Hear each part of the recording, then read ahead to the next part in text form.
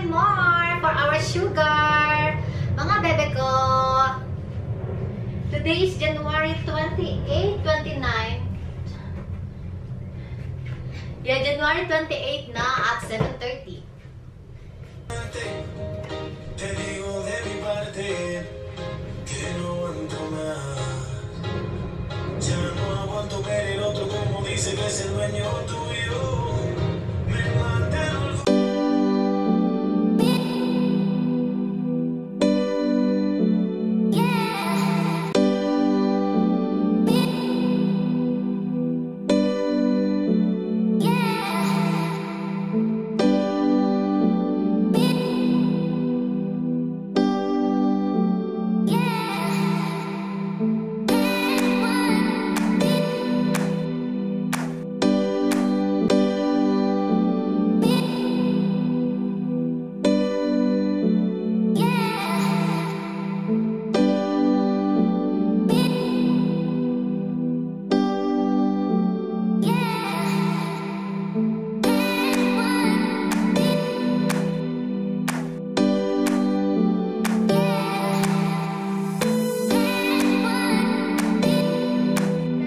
Mga nagsusupport kay Mami Juliet, si Bebe Miel. Miel ang pangalan mo, Bebe? Apo. Ayaw, mag-hello ka sa vlog, dali! Hello! Birthday nyo kasi mga bebe ko, so yun, video call kami.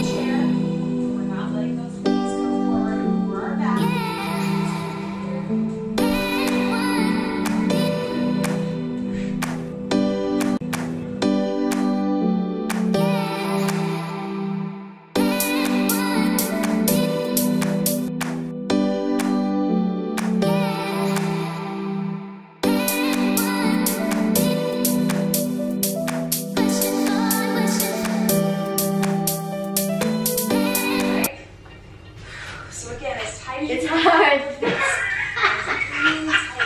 all the way straight out through the shoulders. See, that is Wait. you're dead, huh? Video. That's a video, si Daddy. And relax. Well, let's go same thing other side. That. With that side lunge.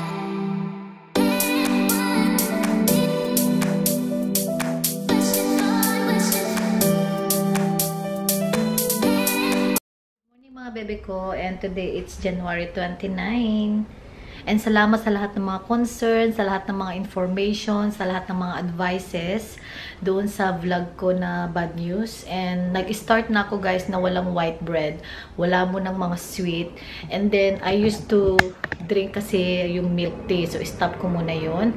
At saka in my entirely pregnancy, never ako nag-cook, so wala yun talaga sa problem. Hindi yun ang nag-cause kasi hindi ako nagko-cook. Yun lang talaga guys, yung milk tea, yung rice, malakas din ako mag-rice kasi last time, and white bread, at saka yung white bread, so ayun.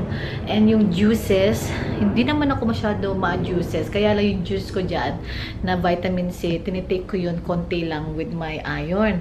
And then yung mga cakes noon, dahil nga nung sa baby shower, ganyan, kain ako ng mga cakes. So, lahat ng mga food na may high sugar, stop ko na talaga. So, ayun guys. Wala pala akong brown bread. But anyway, ito, fiber. Ayan. Organic Australian oats. Yan ang ating breakfast mamaya. And then, yan ang breakfast ko mamaya with milk. So, water and milk lang ako, mga bebe ko. And, yung rice ko, planning ko today, wala mo ng rice. Ang gagawin ko, magsasalad muna ako ng lunch. Yung mga salad na Caesar salad, ganyan gagawa ako. But hindi pa kami nakapamalengke ni Scott. So, yan na lang muna ang lunch ko. And then, yung chicken wings, okay lang naman yun. Mag-chicken wings ako mamaya with no rice talaga. Para sacrifice with Baba. Tapos, sa Thursday ko naman lahat malalaman mga bebe ko kung ano yung mga kakainin ko dahil may visit kami sa aking midwife. Hindi yung midwife ko mismo, yung midwife ng dietitian. Para sa mga may sugar or para sa mga buntis na may ganitong situation. Anyway, it's well managed naman mga bebe ko, pero sobrang salamat sa concern niyo sa akin, nakaka-touch lang. Today, yung aking injection, blood test for my iron. So, 32 weeks na ako mga bebe ko. Today, happy 32 weeks sa amin ni Baba. Ayan yung aking referral. Pupunta kami ng Westfield doon. Sasamahan ako ni Daddy. Ang init nga lang, no? And wala tayong makeup. Ano lang, sunscreen from Hera. Tapos yung Essence ko na matte liquid lipstick from Essence. Ayan, bongga yung kulay niya. Type na type ko. So, ayun mga bebe ko, ang update. And then, nag-start na rin ako nag-exercise kahapon ng squat. Saka konting galaw-galaw sa katawan ko. Grabe yung pawis ko kasi the more you exercise din, the more na mababawasan din yung sugar mo. Yun. Kasi sabi ng midwife ko nung tinawagan niya ako, you need to do exercise, ganyan, walking. So today, mag-walking tayo sa Westfield dahil cool dun, okay lang. Tapos yung squat ko guys, sobrang sore yung whole body ko. Sobrang niya, sore talaga. Kasi ang dami kong ginawa kagabi. Kahapon, nag-live pa ako sa Instagram, ganyan. Pero ang saya lang, kahit mag-isa ko, diba, na-entertain ko yung sarili ko. So, buti naisip ko, gagawin rin yun mamayang hapon, yung konting squat lang. Hindi yung sobra, kasi ang sobrang ginawa ko kahapon. Anyway, let's go na mga bebe ko. Kagabi naligo ako binasa ko yung hair ko. Ayan, let's go. Yeah, dito na kami guys. Sinamahan ako ni Daddy. Bait-bait ni Daddy. Daddy-in-law. Hindi Daddy Charles. So, buksan niya yung pinto. Oh. Thank you, Daddy. Kami sa Lover T Pathology and I got my number 8. 32 weeks na ako mga bebe ko. Blood test for my iron. Kasi nahihilo ako, diba? So, i-check na yung iron ko. Kung kumusta na. Tapos, kung mababa, ganyan, tutusukin nila ako ng iron vitamins. Iba pa rin yung tinitake kong vitamins na iron. Ang bait ni Marisa. Yeah. That's okay. Are you okay? Okay, I'm vlogging. Hi, Marisa. This is Marisa, guys, pathologist. I-check ko yung sugar ko na ngayon. Thank you, Marisa. Ayan, tingnan natin. Masarap. Masarap. Masarap. This is masakit. Let's go to Filipino. Marisa, never been to Philippines, right? No. Yeah, guys, ang bait niyo. I-check niyo yung sugar ko ngayon kasi I was sad. Okay. Okay.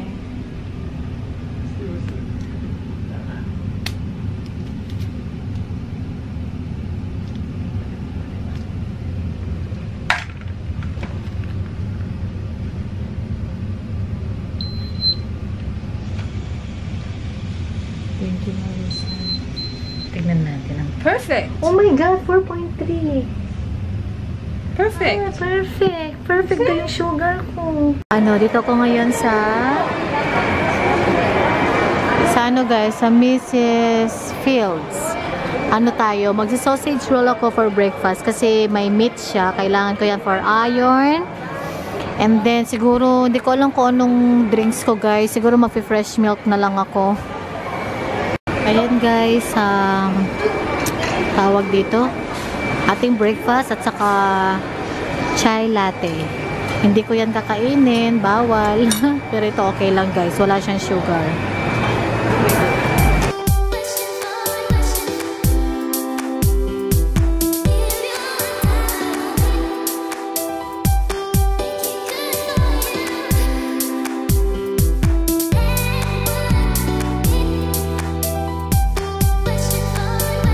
Para sa box kasi mga sali nila ito yung Sally Hansen na Kyotex. Ano na lang guys, 50 cents na lang kasi discontinue na sila. So umili ako para kay nanay, sa ate ko, sa mga pamangkin ko. Ayun guys, 50 cent lang. Ang mahal-mahal nito. Nasa ano yata siya, isa $15. So kukuha ko ng maramihan para sa box. Nag-iisa na lang tong blue pero hindi ako mahilig sa blue kaya lang parang maganda to para kay ate ko, magugustuhan niya to.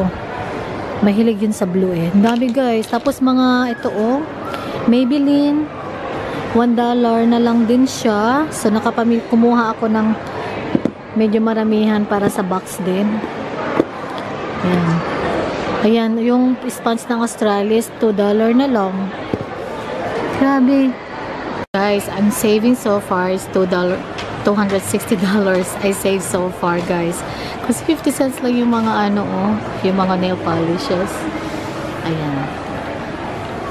Guys, I saved $444 and I only paid, my gosh, $10.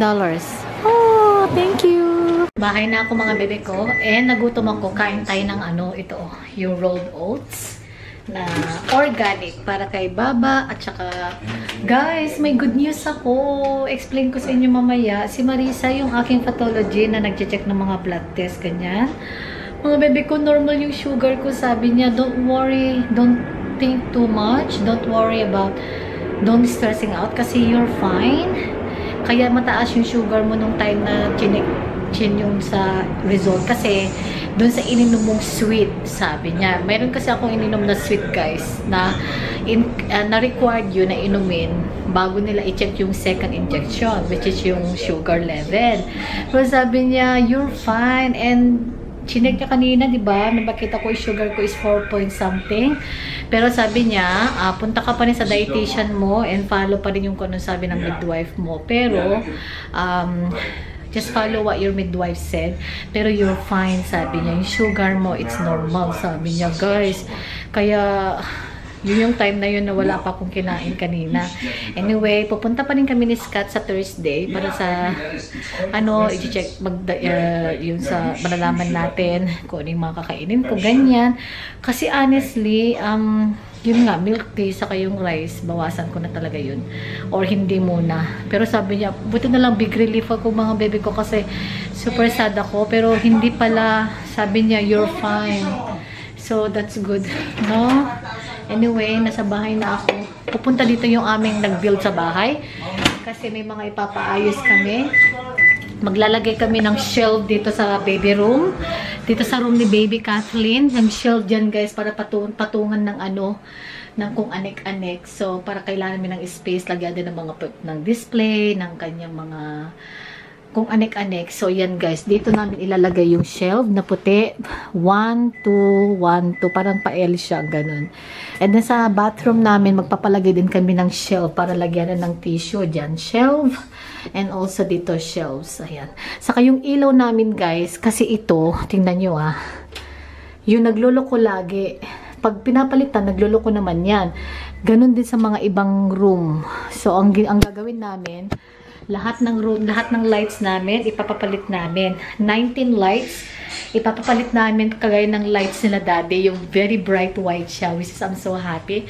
So, alas 3 darating yung si Chris, mga bebe ko, yung yung gumawa ng yung architecture. And then, ano pa ba yung papagawa namin? Yun, shelf, yan. Ito guys, yung mga, island bench. Magpapa-island bench kami dito. Hindi kami magmimesa. Magpapabuild kami ng tiny na island bench dyan. And front porch.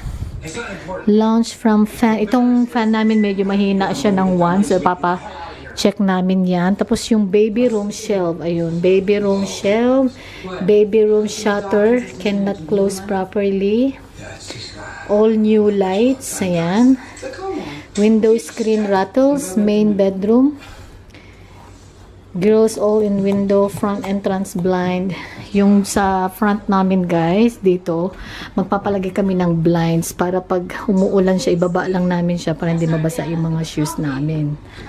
So, ang dami kong pinamili kanina. Nagulat ako sa mga nabili ko, mga bebe ko, kasi I save so much. Nasa na yun?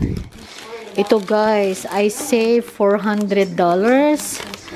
Ayan o, total savings, $444. Ang binayaran ko lang, ito guys, amount $10. Total amount na binayaran ko, it's $10.29. Ayan sila, oh grabe kasi 50 cent na lang kasi yung mga gel sa nail polish ng Sally Hansen.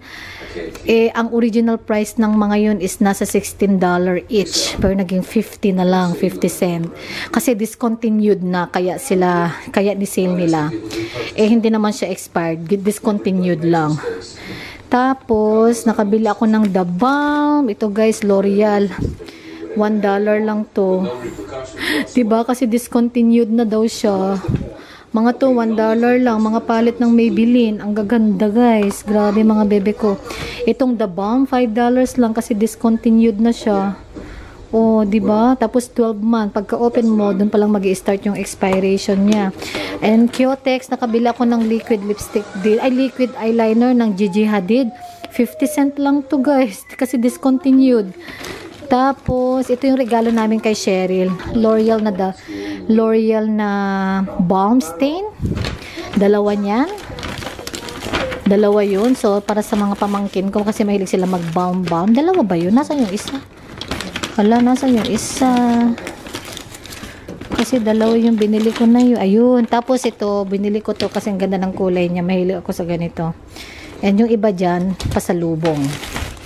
Kay nanay, ate ko, ganyan mga bebe ko.